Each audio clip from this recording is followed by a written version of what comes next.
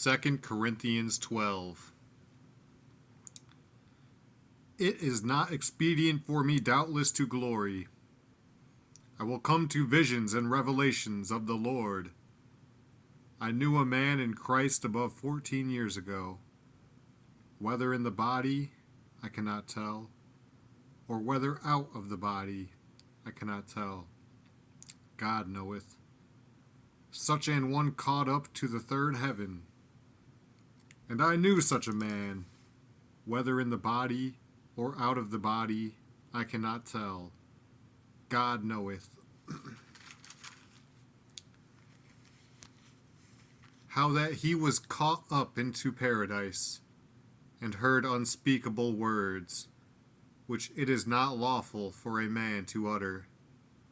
Of such an one will I glory, yet of myself I will not glory, but in mine infirmities. For though I would desire to glory, I shall not be a fool.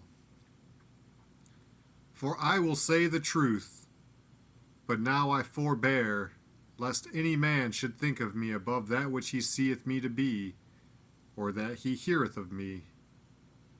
And lest I should be exalted above measure through the abundance of the revelations, there was given to me a thorn in the flesh, the messenger of Satan to buffet me, lest I should be exalted above measure.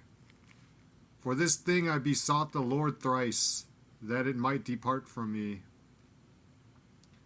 And he said unto me, My grace is sufficient for thee, for my strength is made perfect in weakness.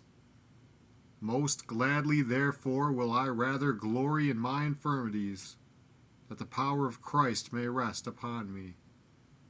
Therefore I take pleasure in infirmities, in reproaches, in necessities, in persecutions, in distresses for Christ's sake.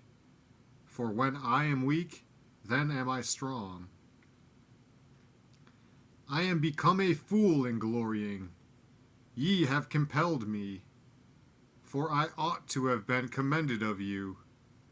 For in nothing am I behind the very chiefest apostles, though I be nothing. Truly the signs of an apostle were wrought among you in all patience, in signs, and wonders, and mighty deeds. For what is it wherein ye were inferior to other churches, except it be that I myself was not burdensome to you? Forgive me this wrong. Behold, the third time I am ready to come to you, and I will not be burdensome to you. For I seek not yours, but you. For the children ought not to lay up for the parents, but the parents for the children. And I will very gladly spend and be spent for you. Though the more abundantly I love you, the less I be loved. But be it so, I did not burden you. Nevertheless, being crafty, I caught you with guile. Did I make a gain of you by any of them whom I sent unto you? I desired Titus, and with him I sent a brother. Did Titus make a gain of you? Walked we not in the same spirit? Walked we not in the same steps? Again, think ye that we excuse ourselves unto you? We speak before God and Christ, but we do all things, dearly beloved, for your edifying.